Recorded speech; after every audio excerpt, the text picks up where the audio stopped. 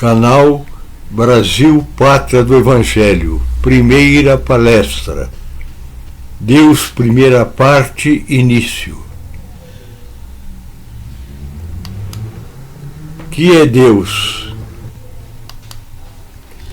A fé racional e consciente faz com que a busca por Deus pelo homem seja um processo que tem um começo, mas que não terá fim. Devido a esta filiação divina, o homem está imerso numa trajetória evolutiva infinita e cada vez mais sua ligação, sua intimidade com Deus será maior.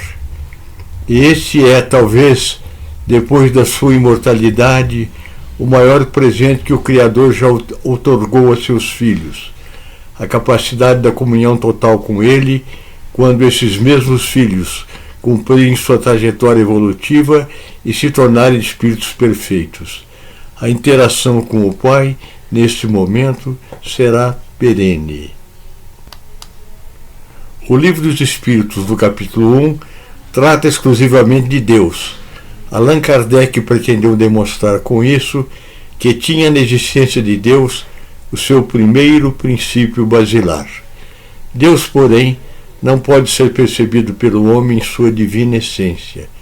Pode, entretanto, o homem, ainda no estado de infidelidade em que se encontra, ter convincentes provas de que Deus existe. Essas provas se assentam na razão e no sentimento. Com respeito à conceituação de Deus, sabendo que limitar Deus a uma definição é impossível, a doutrina espírita procura buscá-la a partir de dados racionais para não cair no terreno das ideias imaginárias e místicas. Allan Kardec, dotado de incrível percepção e intuição superiores, na questão 1 do Livro dos Espíritos, indaga os espíritos sobre a divindade. De forma lógica, não usa a forma quem é Deus, que daria um sentido de personificação, uma ideia antropomórfica, mas busca ele a natureza íntima, a essência das coisas, formulando a proposição da seguinte forma: que é Deus? Ao que os espíritos respondem: Deus é a inteligência suprema, causa primária de todas as coisas. Mas, quando Kardec procura desenvolver essa definição dos espíritos, indagando se eles poderiam aprofundar o entendimento da divindade, questões 10 e 11 do Livro dos Espíritos, os benfeitores afirmam: não, falta-lhe para tanto um sentido, e acrescentam: quando seu espírito não estiver mais obscurecido pela matéria e pela sua perfeição tiver se aproximado dela, então a verá e a compreenderá. Com relação a essas respostas, Kardec fez os seguintes comentários: a inferioridade das faculdades do homem não lhe permite compreender a natureza íntima de Deus. Na infância da humanidade, o homem o confunde muitas vezes com a criatura, cujas imperfeições lhe atribui. Mas, à medida que o seu senso moral se desenvolve, seu pensamento penetra melhor o fundo das coisas e ele faz então, a seu respeito, uma ideia mais justa e mais conforme com a boa razão, embora sempre incompleta. A doutrina espírita atesta a existência de Deus, sufoca o materialismo e traz todo um novo panorama para a crença humana. Os espíritos realmente admitem que falta ao homem o sentido para entender a natureza íntima de Deus. O Deus que essa doutrina nos traz ultrapassa aquela imagem do velhinho de barbas longas ou de um senhor de exércitos zangado e punitivo. Ela nos mostra Deus sem a visão monárquica de seu reino, colocando-o como nosso Criador incriado e Jesus como seu Filho, nosso irmão. De Rei e integrante da Trindade, o Cristo passa a ser o governador espiritual do planeta Terra, Espírito perfeito que acompanha o planeta desde a sua formação geológica. É interessante destacar que a vinda do Cristo teve papel preponderante na disseminação da ideia de Deus. Jesus Cristo aliou a ideia do Deus único ao seu Evangelho, definindo o pensamento sobre Deus para toda a humanidade e desenhando para o homem o mapa de sua relação com o Pai.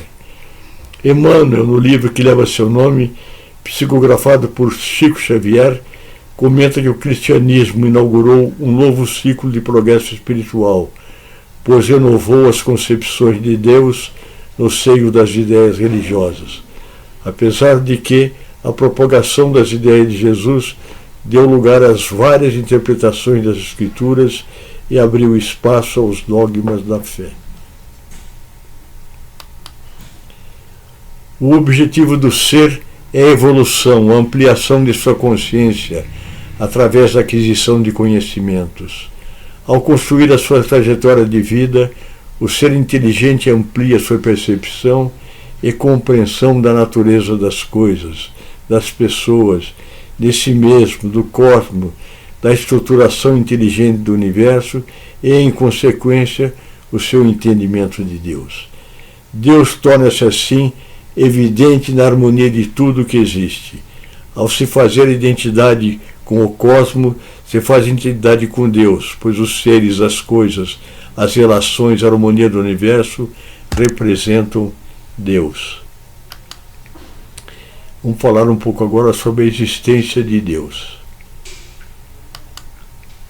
Deus é a causa primária de todas as coisas, a origem de tudo que existe, a base sobre a qual repousa o edifício da criação.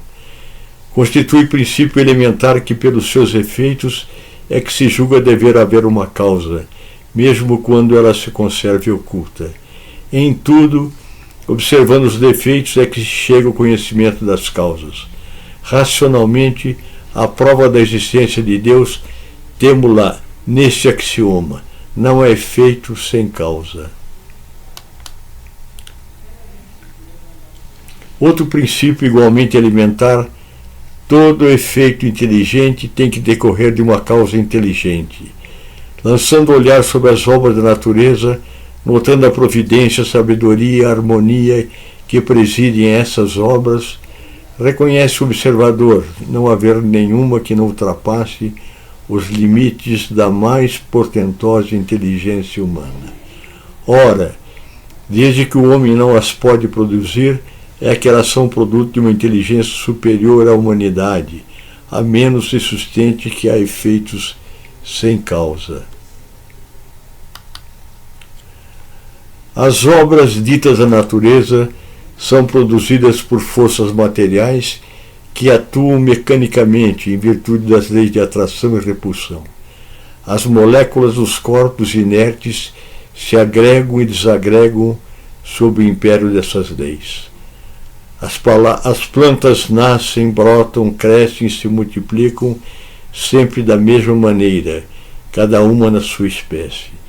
Cada indivíduo se assemelha ao de quem ele proveio. O crescimento, a floração, a frutificação, a coloração se acham subordinados a causas materiais, tais como o calor, a eletricidade, a luz, a umidade, etc. O mesmo se dá com os animais. Os astros se formam pela atração molecular e se movem perpetuamente em suas órbitas por efeito da gravitação.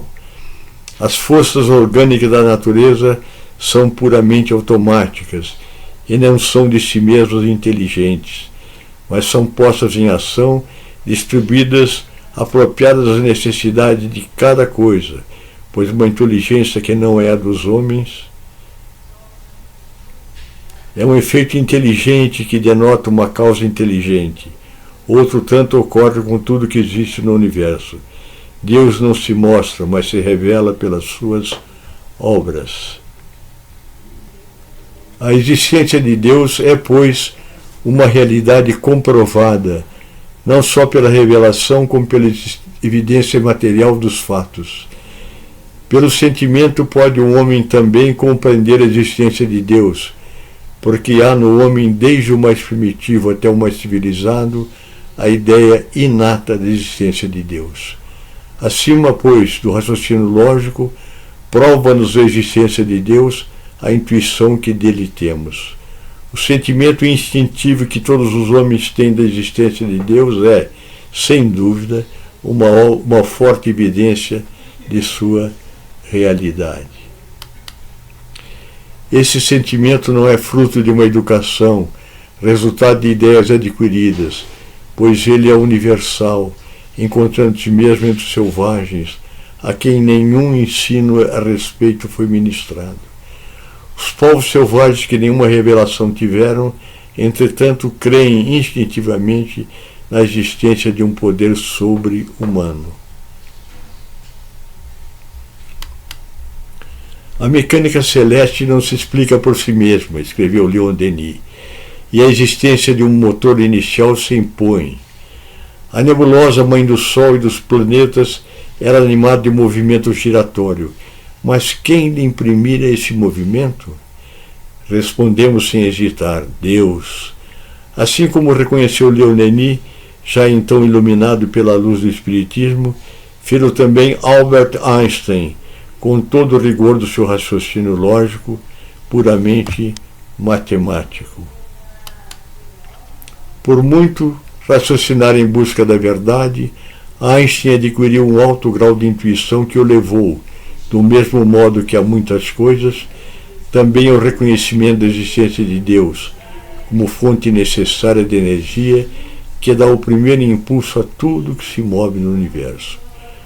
Muito antes de Einstein, igualmente Isaac Newton teve de reconhecer a existência necessária de uma causa transcendente e de um primeiro motor para explicar o movimento dos planetas.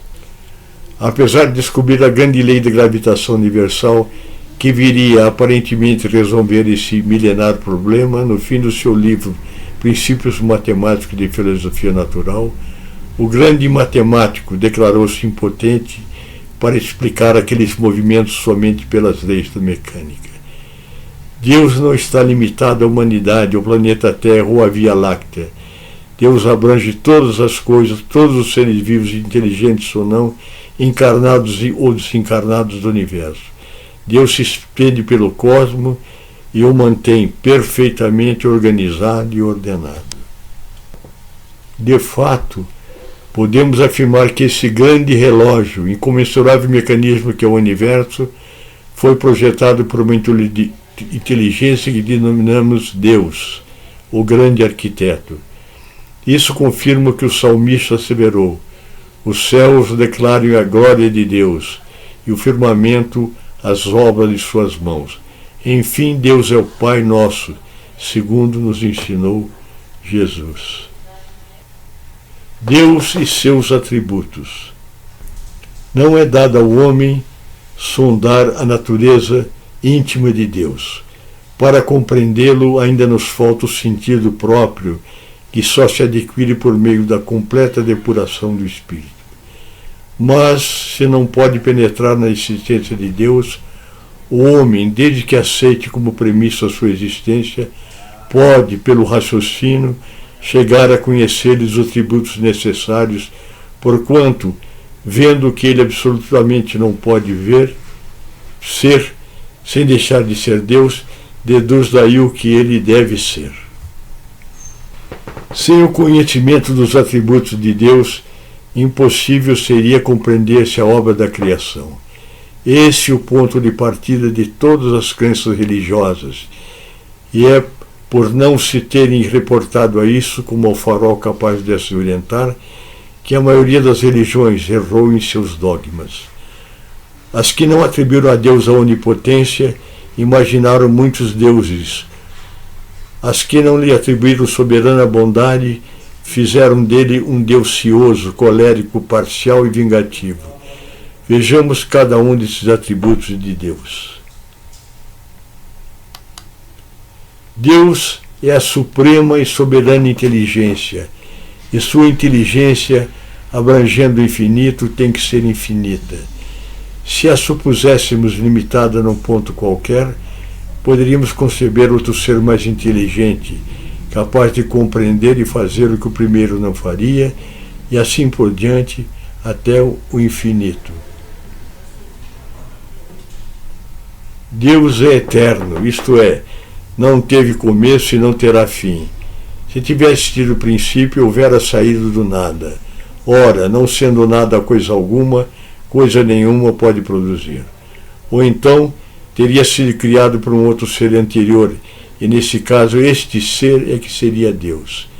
Se lhe supuséssemos um começo ou fim, poderíamos conceber uma entidade existente antes dele e capaz de lhe sobreviver e assim por diante ao infinito. Deus é imutável. Se estivesse sujeito a mudanças, nenhuma estabilidade teriam as leis que regem o universo. Deus é imaterial, isto é, a sua natureza difere de tudo que chamamos matéria. De outro modo, não seria imutável, pois estaria sujeito às transformações da matéria. O homem, nada mais conhecendo além de si mesmo, toma a si próprio por termo de comparação para tudo que não compreende. Cria, assim, imagem que Deus é representado pela figura de um ancião de longas barbas envolto num manto. Deus é onipotente, dotado que é de poder supremo. Se não possuísse o poder supremo, sempre se poderia conceber uma entidade mais poderosa e assim por diante, até chegar-se ao ser cuja potencialidade nenhum outro ultrapassasse. Esse, então, é que seria Deus. Deus é onipresente, está absolutamente presente em tudo que existe no universo, inclusive dentro de cada um dos seres humanos. Deus é onisciente, está em toda parte, a tudo vê, a tudo preside, mesmo as coisas mais mínimas. Assim, achamos-nos constantemente em presença dele. Nenhuma das ações lhe podemos subtrair o olhar. Nosso pensamento está em contato ininterrupto com o seu pensamento.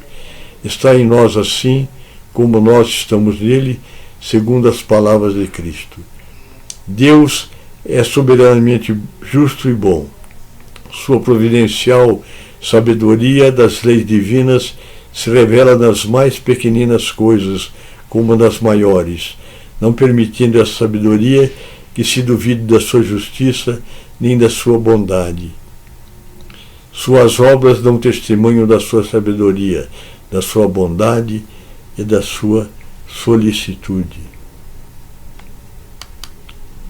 Deus é infinitamente perfeito. É impossível conceber Deus sem o infinito das perfeições, sem o que não seria Deus, pois ele se mostra infinito em tudo. Sendo infinitos os atributos de Deus, não são suscetíveis nem de aumento nem de diminuição, visto que, do contrário, não seriam infinitos e Deus não seria perfeito. Se ele tirasse a qualquer dos atributos a mais mínima parcela, já não haveria Deus, pois que poderia existir um ser mais perfeito. Deus é único. A unicidade de Deus é consequência do fato de ser infinita as suas perfeições. É assim que, comprovada pelas suas obras, a sua existência, por simples dedução lógica, se chega a determinar os atributos que o caracterizam. Não poderia existir outro Deus, salvo sob a condição de ser igualmente infinito em todas as coisas, visto que se houvesse entre eles a mais ligeira diferença, um seria inferior ao outro, subordinado ao poder desse outro, então não seria Deus. Deus é único, continuação, né?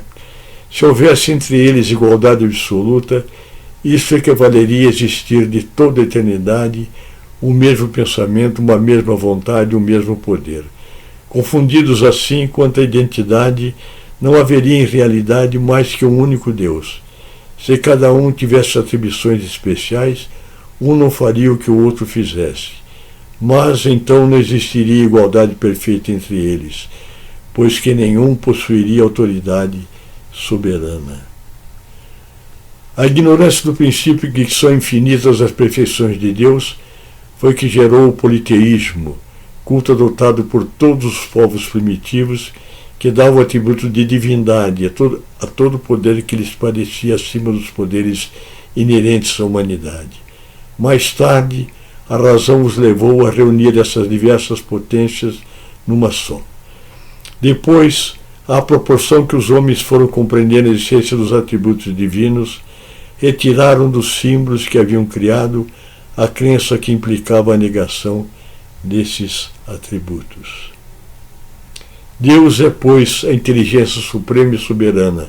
É único, eterno, imutável, material, onipotente, onipresente, onisciente, soberanamente justo e bom, infinito em todas as perfeições, é providencial e não pode ser diverso disso. Tal o eixo sobre o qual repousa o edifício universal. Esse o farol cujos raios se estendem por sobre o universo inteiro, única luz capaz de guiar o homem na pesquisa da verdade. Orientando-se por essa luz, ele nunca se transviará. Se, portanto, o homem ha errado tantas vezes, é unicamente por não ter seguido o roteiro que lhe estava indicado. Tal também o critério infalível de todas as doutrinas filosóficas e religiosas. Para apreciá-las, dispõe um homem de uma medida rigorosamente exata nos atributos de Deus e pode afirmar a si mesmo que toda teoria, todo princípio, todo dogma, toda crença, toda a prática que estiver em contradição com um só que seja desses atributos, que tenda não tanto a anulá-lo, mas simplesmente a diminuí-lo, não pode estar com a verdade. Em filosofia, em psicologia, em moral, em religião, só há de verdadeiro o que não se afaste nem um tio das qualidades essenciais da divindade. A religião perfeita será aquela de cujos artigos de fé nenhum esteja em oposição àquelas qualidades. Aquela cujos dogmas todos suportem a prova dessa verificação, sem nada sofrerem. Deus, primeira parte, fim.